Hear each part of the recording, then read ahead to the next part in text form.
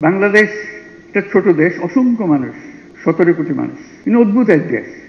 সবাই সবাইকে চেনে। আমরা কিছু একটা ইচ্ছা করলে, সেটা কোমর বেঁধে ফেললে সেটা করে ফেলতে পারি। সেটা একটা বড় শক্তি, যে শক্তি অন্য জাতির হয়তো নাই, আমাদের আছে। অতীত আপনাকে আর টানবে না। আপনি নতুন ভাবে জন্মগ্রহণ করেছেন, নতুন ভাবে অগ্রসর হবেন।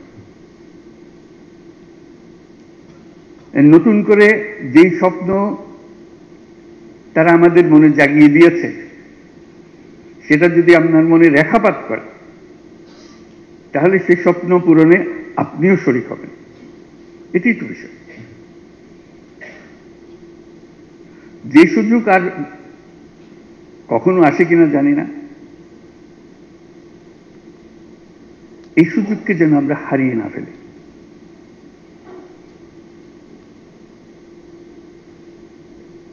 এই সুযোগ হারিয়ে ফেললে জাতির কাছে আর কিছুই অবশিষ্ট থাকবে না। সেটাই আপনাদের কাছে আবেদন। এখানে কোনো অভিযোগ, পাল্টা অভিযোগ করার বিষয় না।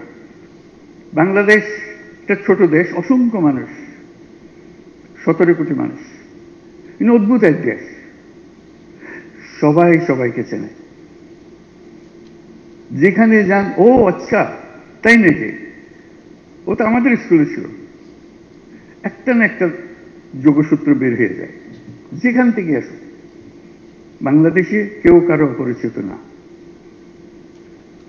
এটাও একটা বড় শক্তি আমাদের।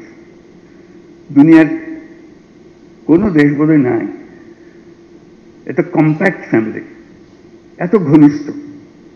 কেউ সরকারে আছে, কেউ সরকারের বাইরে আছে, কেউ ব্যবসাতে আছে, কেউ সামরিক বাহিনীতে আছে। একটু খোঁজ করলে বলে আমার এক ভাই তো ওখানে, আরেক ভাই ওখানে, আরেকজন বিদেশে। এই তো আমাদের জগৎ। সেটা একটা বড় শক্তি, যে শক্তি অন্য জাতির হয়তো নাই, আমাদের আছে। আমরা কিছু একটা ইচ্ছা করলে, সেটা কোমর বেঁধে ফেললে সেটা করে ফেলতে পারি। এই বাংলাদেশের মধ্যেই তৈরি পোশাকের শিল্প তৈরি হলো আউট অফ নোওয়্যার। এখন দ্বিতীয় লার্জেস্ট এক্সপোর্টার। কি সাংঘাতিক কথা! কোথার থেকে কোথায় এক জীবনে বাংলাদেশে কত কি হলো, কিন্তু আমাদের শিল্প থেমে থাকেনি। বাধার কোনো সীমা নেই। ব্যবসা করা এটা মহাসংগ্রাম, কাজের না। সরকারের সঙ্গে মোকাবেলা করা, তার লোকজনের সঙ্গে মোকাবেলা করা,